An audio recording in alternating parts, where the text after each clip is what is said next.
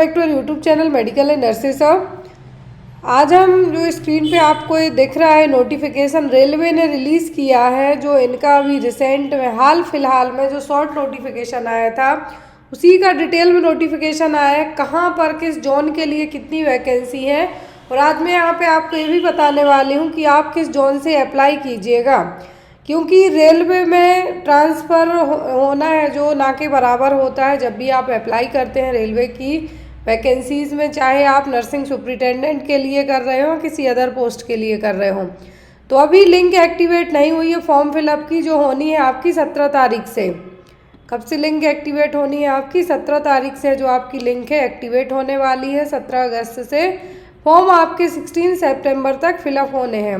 अभी exam date नहीं आई है, बहुत जल्द आ जाएगी। तो यहाँ पर जो भी लोग फॉर्म भरने वाले हैं, जिनको कास्ट सर्टिफिकेट का फॉर्मेट या कुछ भी, इसीलिए रेलवे ने नोटिफिकेशन 17 तारीख के पहले रिलीज़ कर दिया है कि जिनके जो भी सर्टिफिकेट वगैरह नहीं बने हैं वो आप लोग बनवा लीजिए, जिनके पेंडिंग में हो या कुछ भी हो, क्योंकि जो रेलवे का एक फॉर्मेट चलेगा वो फॉर्मेट के अकॉर्डिंग इन्होंने ये चीज़ यहाँ पे बताई है आपके लिए। तो यहाँ पर ये पूरा नोटिफिकेशन आज हम डिटेल में देखने वाले हैं, और मैं आपको ये भी बताऊँगी कि आप किस जोन से अप्लाई कीजिए।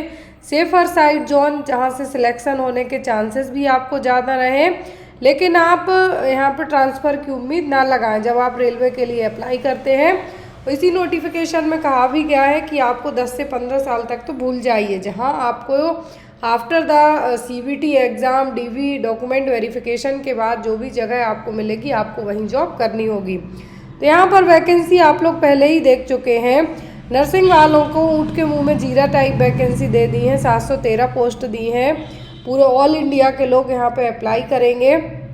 लास्ट टाइम तो फिर भी 2000 प्लस पोस्ट थी पूरी पैरामेडिक्स मिला के, आई थिंक 1900 समथिंग थी, 2000 के अंदर ही थी। इस बार और ही कम वैकेंसी दी गई है, 713 पोस्ट हैं। लेवल 7 से पे किया जाएगा। डाइटिशियन के लिए भी लेवल 7 से पे होगा, लेकिन इसमें 5 पोस्ट हैं। सबसे ज़्यादा नर्सिंग वालों के लिए हैं, then after health and malaria inspector के लिए हैं, एंड फार्मासिस्ट के लिए भी अच्छी पोस्ट यहाँ पे दी गई हैं। साथ में रेडियोग्राफर टेक्नीशियन के लिए, तो ऑल ओवर सबके लिए मिला के अच्छी अच्छी वैकेंसी हैं जो यहाँ पे दी गई हैं। तो जो भी लोग अप्लाई करना चाहते हैं रेडी रहिए, आपके पास अभी भी 5-6 दिन का है जो टाइम है। आपके जो डॉक्यूमेंट रेडी नहीं है और 1 मंथ तक फॉर्म भरे जाने हैं। और जिन लोगों ने कोविड के टाइम में काम किया है उनको एटलीस्ट है जो 3 साल का एज लिमिट का है जो यहाँ पे छूट भी दी जाएगी, जिन्होंने कोविड पैंडेमिक में काम किया है। क्लियर? चलिए देखते हैं पूरा नोटिफिकेशन हम आगे। तो जो भी लोग अप्लाई करने वाले हैं सबको बता दूं, ऑनलाइन फॉर्म फिलअप होते हैं, किसी भी तरीके के आप झांसे में ना आए। और यहाँ पर एज लिमिट आपकी 1 जनवरी 2025 के हिसाब से काउंट की जाएगी। तो जो भी लोग अप्लाई कर रहे हैं, पूरा नोटिफिकेशन है जो पढ़ के ही आपको अप्लाई करना है। और यहाँ पे साफ साफ कहा गया है कि फेक वेबसाइट से सावधान रहिए, अदरवाइज़ आपके जो पैसे कटेंगे, आप खुद से किसी को पैसे देंगे, उन सब के जिम्मेदार आप होंगे। रेलवे का इससे लेना देना कुछ भी नहीं होगा। फिजिकली फिट के लिए भी इन्होंने पहले ही बता दिया था कौन कौन अप्लाई कर सकता है। तो यहाँ पर देखिए, इंडियन, नेपाली, भूटान के, तिब्बतियन रिफ्यूज़ी, और जो इंडियन ओरिजिनेट है, मतलब जिनका जन्म इंडिया में हुआ है लेकिन after that Pakistan, Burma, Sri Lanka, east African countries में जाके बस गए और वापस आके वो इंडिया में सेटल डाउन हो गए हैं। तो यहाँ पर अदर देश के जो शरणार्थी हम जिसको कह सकते हैं, इंडिया में आके परमानेंट रेसिडेंशियल ले लिया है उन्होंने, वो भी यहाँ पे अप्लाई कर सकते हैं। और जो भी लोग यहाँ पे अप्लाई कर रहे हैं, तो यहाँ पे देखिए आपकी जो एज है वो आपके यहाँ पे पूरा इन्होंने बता के रखा है कि एज ग्रुप किस तरीके से आपकी है जो काउंट की जाएगी। नॉट बॉर्न आफ्टर, सभी कैटेगरी के लिए जिनकी 18 से 33 साल एज ग्रुप रखी गई है, उनकी एज यहाँ पे देखिए कितने अच्छे तरीके से एक्सप्लेन करके बताई गई है। लोअर एज लिमिट मतलब 18 साल जो लोअर एज लिमिट है। नॉट बॉर्न आफ्टर मतलब कितने उम्र के बाद ना हुए, कितने साल के बाद के ना हुए हों। अपर एज लिमिट भी यहाँ पे दी गई है। तो सभी टाइप की यहाँ पे एज लिमिट बताई गई हैं, वो आपको एक बार देख लेना है। और यहाँ पर जो भी लोग अप्लाई करने वाले हैं, मैं उनको बता दूं कि 43 ईयर है जो मैक्सिमम एज लिमिट है। 3 साल का एज रिलैक्सेशन कोविड वालों को दिया जाएगा। और यहाँ पर SC/ST को 5 साल का, OBC को 3 साल का। फिर अलग अलग कैटेगरीज़ के लिए अलग अलग बेंचमार्क सेट किए गए हैं एज रिलैक्सेशन के लिए। तो जो भी लोग अप्लाई करें, यहाँ पे एक बार मैं फिर से कहती हूँ, नोटिफिकेशन पढ़ लें। 500 रुपये आपको फ़ीस लगने वाली है। जो जनरल कैटेगरी के हैं, CBT देने वाले हैं, उन सब के लिए, SC/ST वालों के लिए 250 रुपये। और इन्होंने कहा है कि आफ्टर द CBT के बाद आपकी फ़ीस रिफ़ंड कर दी जाएगी। बट जिन्होंने 2019 में पेपर दिया था, अकॉर्डिंग टू उनके रिव्यू के, उनका कहना है कि आज तक उनकी फ़ीस रिफ़ंड नहीं हुई है। तो लेट्स से आप इतने एग्ज़ाम देते हैं, एक और सही हो, आई होप कि आपका इस एग्ज़ाम में है जो हो जाए। क्लियर। अब यहाँ पर जो भी लोग अप्लाई कर रहे हैं, तो यहाँ पे इस बार एक अच्छी चीज़ रेलवे ने ऐड की है, वो आपको है एजुकेशनल क्वालिफ़िकेशन को लेके। नर्सिंग वालों के लिए इस बार है जो तगड़ा कंपटीशन हो सकता है। पहले हम सिलेबस देखेंगे। तो आपका CBT होना है जैसे लास्ट टाइम हुआ था, 90 मिनट का टाइम दिया जाएगा आपको, 100 क्वेश्चन होंगे, CBT है जो 90 मिनट का होगा, लेकिन जो PWD कैटेगरी वाले होंगे उनको 120 मिनट का टाइम दिया जाएगा। क्लियर। तो CBT में आपको 100 क्वेश्चन होंगे, 90 मिनट का समय रहेगा, 1 मिनट से भी कम रहेगा एक क्वेश्चन के लिए। नर्सिंग के आपको 70 क्वेश्चन आएंगे। दैट मीन्स जो आपका 2019 का एग्ज़ाम हुआ था, सिलेबस यहाँ पे सेम है, वही फॉलो होने वाला है। जनरल अवेयरनेस 10 नंबर की, 10 का GK, GS, अर्थमेटिक, रीजनिंग वगैरह होगी, 10 नंबर की साइंस होगी आपकी। तो टोटल मिला के 100। तो यहाँ पर मैं आपको बता दूं कि रेलवे के एग्ज़ाम में नेगेटिव मार्किंग होती है, 1/3 नेगेटिव मार्किंग भी होने वाली है आपकी।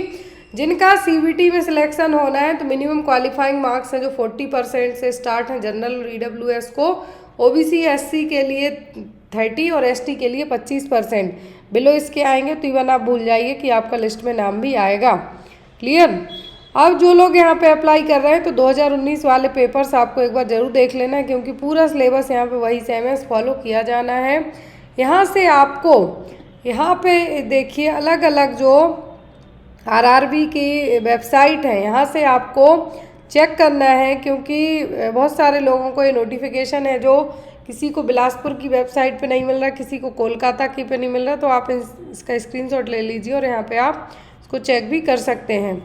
अप्लाई करने के बाद आपको बता दूं कि नर्सिंग वालों के लिए यहाँ पर अलग अलग इस बार तगड़ा कंपटीशन, मैंने जैसे आपसे कहा, वो इसलिए है, यहाँ पर इन्होंने साफ साफ कहा है कि GNM, इसको चलिए मैं थोड़ा जूम करके दिखा देती हूँ, कि जो GNM वाले हैं यहाँ पे, GNM, BSc नर्सिंग, और साथ में इन्होंने एक चीज़ और कही, यहाँ से देखिए, note the Indian nursing council has also let down certain special concession for the above courses. इसके साथ ही ANM और जो B ग्रेड नर्सेस हैं वो भी यहाँ पे फॉर्म भरने के लिए भर सकते हैं। कि तगड़ा कंपटीशन होगा। आई नो कि BSc और GNM वाले हैं जो ANM वालों से कॉम्पीट फर्स्ट टाइम करेंगे किसी नर्सिंग एग्ज़ाम में, लेकिन उन्होंने कहा है कि इंडियन नर्सिंग काउंसिल के तरफ से यदि जिन्होंने ANM, मिडवाइफ या फिर B ग्रेड नर्सेस हैं, वो भी यहाँ पे फॉर्म में अप्लाई कर सकती हैं। ये आपका डिपेंड करेगा सिलेक्शन के दौरान, यदि आप फॉर्म भरना चाहते हैं तो भर सकते हैं। नेक्स्ट यहाँ पे हम बात करेंगे कि जो अलग अलग और अदर कैटेगरीज वाले हैं, तो यहाँ पे अलग अलग कैटेगरी के और लोग हैं, तो उनको किस तरीके से है जो फॉर्म भरना है। कार्डियक टेक्नीशियन के लिए वैकेंसी है, और साथ ही साथ यहाँ पर जो भी लोग अप्लाई कर रहे हैं उनको नोटिफिकेशन पूरा पढ़ लेना है। अभी रिसेंट में यदि हम बात करते हैं कि आपको अब किस जोन से आप अप्लाई करें, बहुत सारे लोगों का यही क्वेश्चन है कि किस जोन से वो अप्लाई करें। सो लेट्स से कि यहाँ पे नर्सिंग सुपरिटेंडेंट की वैकेंसी की बात करें हम RRB अहमदाबाद से, मतलब कि गुजरात क्षेत्र से, तो यहाँ पर RRB अहमदाबाद में नर्सिंग के लिए टोटल 20 पोस्ट हैं। कितनी है? टोटल 20 पोस्ट हैं। अब यहाँ पर इन 20 पोस्ट में यहाँ पर भी कंपटीशन अच्छा खासा रहेगा। अब नेक्स्ट आता है आपका प्रयागराज। तो प्रयागराज में भी टोटल ज़्यादा वैकेंसी नहीं है नर्सिंग वालों के लिए। यहाँ पे आपको प्रयागराज में DLW 7, NCR 14 और NR में एक ही है। तो यहाँ पर 22 पोस्ट हैं टोटल नर्सिंग के लिए, टोटल 22 पोस्ट हैं प्रयागराज से। यहाँ पे भी यूपी वालों का कंपटीशन होगा। अजमेर में हम बात करें तो अजमेर में 3 हैं, तो यहाँ पे आपका कंपटीशन है। जो राजस्थान वाले नर्सिंग बहुत करते हैं, यहाँ पे कंपटीशन ज़्यादा तगड़ा होगा, तो ये जोन जो भी लोग राजस्थान के वही अप्लाई करें, अदर स्टेट वाले इस जोन की तरफ ना जाएं, क्योंकि कंपटीशन यहाँ पे अच्छा खासा होगा। साउथ इंडियन वालों के लिए यहाँ पर साउथ वेस्टर्न रेलवे में 25 पोस्ट है नर्सिंग सुपरिटेंडेंट की, तो साउथ इंडिया में भी नर्सिंग का अच्छा खासा कंपटीशन होता है। अच्छी खासी यहाँ पे कंपेयर किया जाए अदर स्टेट के, तो यहाँ पे भी नर्सिंग वालों की बहुत अच्छी पढ़ाई होती है, बहुत अच्छी एजुकेशन सिस्टम है यहाँ का, तो यहाँ पे भी कंपटीशन बहुत होगा। भोपाल में बात करें तो यहाँ पर आपको टोटल पोस्ट हैं 18 पोस्ट हैं टोटल। कितनी? 18 पोस्ट हैं यहाँ पर इन्होंने दी है नर्सिंग के लिए, तो यहाँ पे एमपी वाले अप्लाई कर सकते हैं। यहाँ पे भी कंपटीशन टफ होगा, लेकिन पढ़ने वालों को कोई दिक्कत नहीं। जो भी लोग अप्लाई कर रहे हैं, यदि आप एमपी के रहने वाले हैं, एमपी से किसी दूसरे स्टेट में जाना चाहते हैं, तो ऐसे स्टेट को चूज़ कीजिए कि जहाँ पर जो एजुकेशन लेवल क्या है थोड़ा सा वीक हो, बट ट्रांसफ़र की उम्मीद ना करें आप कि आपका आपने एक बार ज्वाइनिंग ले ली आपका ट्रांसफ़र होगा, तो ऐसा यहाँ पर कुछ भी नहीं होगा। भुवनेश्वर में 5 ही पोस्ट हैं टोटल भुवनेश्वर में 5 पोस्ट हैं। बिलासपुर की बात करें हम तो बिलासपुर में आपके लिए 26 पोस्ट हैं, यहाँ से अप्लाई कर सकते हैं। यहाँ से मैं एमपी वालों को एडवाइस करूँगी कि छत्तीसगढ़ में जो भी लोग एमपी से, छत्तीसगढ़ बहुत नियर बाई है, तो यहाँ से आप एमपी वाले अप्लाई कर सकते हैं इस जोन के लिए। चंडीगढ़ में यदि हम बात करें तो चंडीगढ़ में नर्सिंग वालों के लिए पोस्ट ही नहीं निकाली है। ध्यान दीजिए, चंडीगढ़ में नर्सिंग वालों को एक भी पोस्ट नहीं दी है। चेन्नई में चेन्नई में 58 पोस्ट दी हैं, बहुत ही अच्छी बात है। चेन्नई वाले जो भी साउथ इंडियन हैं, जैसे बेंगलोर वाले हैं, कर्नाटक वाले हैं या फिर केरला वाले हैं, तो वो चेन्नई के लिए अप्लाई कर सकते हैं। चेन्नई वाले तो चेन्नई की जगह वो तो करेंगे ही अप्लाई। यदि और भी लोग यहाँ पे, क्योंकि वैकेंसी यहाँ के लिए थोड़ी सी ज़्यादा है इसलिए। नेक्स्ट आता है आपका गोरखपुर, तो गोरखपुर के लिए अप्लाई ज़रूर कीजिए, क्योंकि यहाँ पर टोटल 73 पोस्ट हैं, अच्छी खासी पोस्ट हैं यहाँ पर, यहाँ पे आप अप्लाई कर सकते हैं। नेक्स्ट आपका आता है गुवाहाटी, तो गुवाहाटी के लिए मैं आपको रिक्वेस्ट करूँगी, जो भी लोग त्रिपुरा साइड के हैं, जो भी लोग त्रिपुरा गवर्नमेंट के लिए एग्ज़ाम की तैयारी कर रहे हैं, मेरे बहुत सारे स्टूडेंट त्रिपुरा से हैं, बहुत सारे बच्चे हैं जो त्रिपुरा से हैं, जिनसे मैं कांटेक्ट पे रहती हूँ अभी भी, वो लोग यहाँ पे अप्लाई ज़रूर करना। 52 पोस्ट हैं, पास में ही है आपके त्रिपुरा, गुवाहाटी, ये सब, तो यहाँ पे आप लोग अप्लाई कर सकते हैं। असम वाले यहाँ पे अप्लाई कर सकते हैं, त्रिपुरा वाले कर सकते हैं, नॉर्थ ईस्ट स्टेट वाले यहाँ पे अप्लाई ज़रूर कीजिए, क्योंकि 52 पोस्ट है। और जो साउथ वाले लोग हैं या फिर यूपी साइड के लोग हैं, गुवाहाटी उनको बहुत दूर पड़ेगा, लेकिन जो उसी के आसपास एरिया वाले हैं वो लोग अप्लाई ज़रूर कीजिए यहाँ पे, क्योंकि वैकेंसी भी अच्छी है। श्रीनगर में नर्सिंग के लिए ज़्यादा वैकेंसी तो नहीं, आई थिंक 4 पोस्ट है, बस 4 पोस्ट है यहाँ पर। कोलकाता, तो कोलकाता में जो नर्सिंग सुपरिटेंडेंट की पोस्ट निकली है वो है यहाँ पे आपकी, कोलकाता में अच्छी पोस्ट है आपको, ये देखिए 72, 53, 2, तो यहाँ पे आप अप्लाई कर सकते हैं। मेट्रो के लिए 2 हैं, SCR के लिए 53 और ER के लिए 72, तो यहाँ पे कोलकाता के लिए है जो अप्लाई कर सकते हैं। वेस्ट बंगाल साइड के लोग हैं वो तो अप्लाई करेंगे ही करेंगे, लेकिन जो नियर बाई जैसे झारखंड हो गया, बिहार हो गया, वो लोग यहाँ पे अप्लाई कर सकते हैं। नेक्स्ट आपका आता है मालदा में 23 पोस्ट है, यहाँ पे भी आप 22 पोस्ट है, यहाँ पे अप्लाई कर सकते हैं आप, क्योंकि लेकिन यहाँ से भी आप ट्रांसफ़र के भरोसे।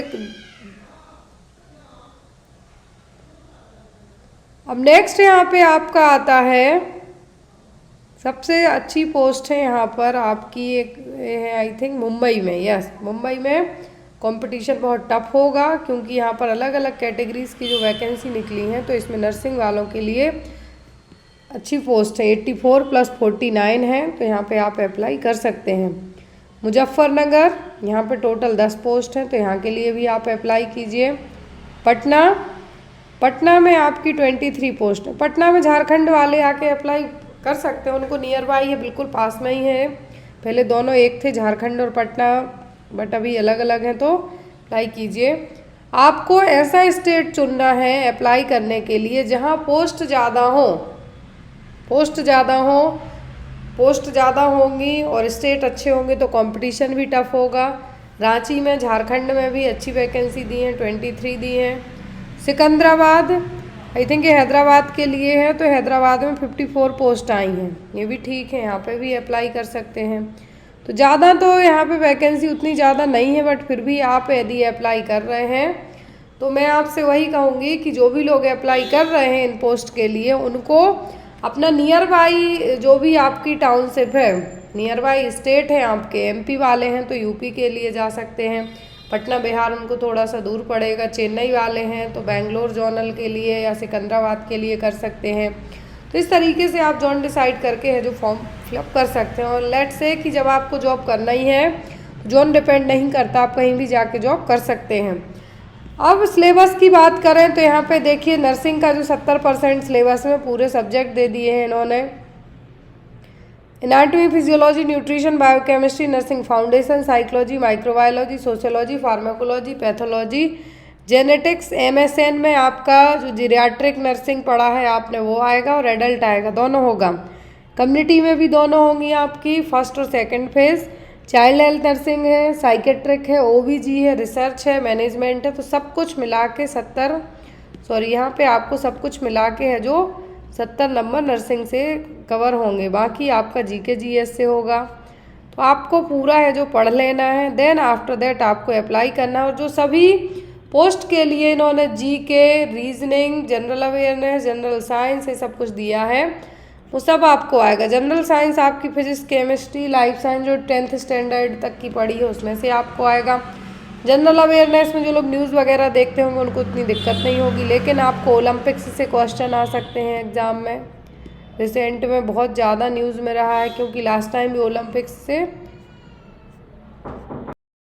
सर्टिफिकेट जो SC ST वाले हैं, क्योंकि जो रेलवे का यहाँ पे कास्ट सर्टिफिकेट है वो इस तरीके से आपको बनवाना होगा।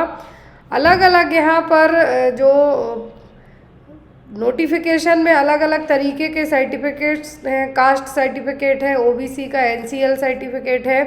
तो इन सभी सर्टिफिकेट्स को बनवाने के लिए अभी आपके पास टाइम है। तो जो भी लोग यहाँ पे जितने भी पेंडिंग में आपके डॉक्यूमेंट है वो यहाँ पे आपको कंप्लीट कर लेना है।